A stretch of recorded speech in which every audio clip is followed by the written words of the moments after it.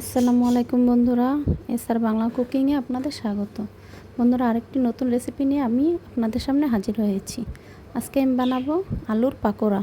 এজন্য আমার দুটো কাঁচা আলু লাগবে। এখন এগুলোকে ভালোভাবে গ্রেটারে কুচি করে নেব। কুচি করা হয়ে গেলে এখন এগুলোকে একবার পানি দিয়ে একটু ধুয়ে তারপর ভালোভাবে চিপে পানিগুলো ঝরিয়ে নিব।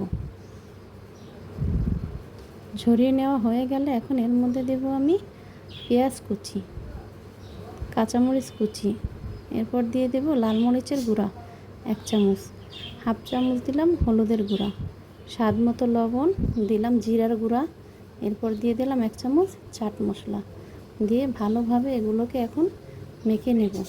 একটু কষলে কষলে ভালোভাবে মেখে নিতে হবে, তাহলে আলুগুলো নরম হয়ে যাবে। এরপর দিয়ে দিলাম 2 টেবিল চামচ বেসন, দিয়ে দিলাম 2 টেবিল চামচ চালের গুঁড়া। চালের গুঁড়োটা দিলে পাকোড়াগুলো খুবই মুচমুচে হয়, খেতে ভালো লাগে। এগুলোকে এখন ভালোভাবে মেখে নেব। মেখে নেওয়া হয়ে গেলে এখন প্যানে তেল গরম করে এগুলোকে ভেজে নেব।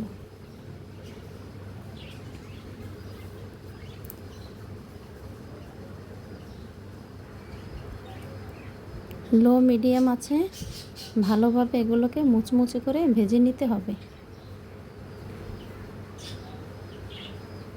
বিকেলে নাস্তা হিসাবে এই পাকোড়াগুলো বানিয়ে নিলে বাচ্চারা খুবই খুশি হবে।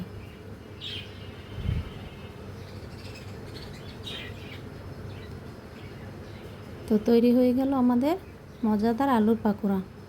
ভিডিওটি কেমন লাগলো সবাই কমেন্টে জানাবেন প্লিজ। যদি ভালো লেগে থাকে একটি লাইক সাবস্ক্রাইব করে পাশে থাকবেন। আল্লাহ হাফেজ।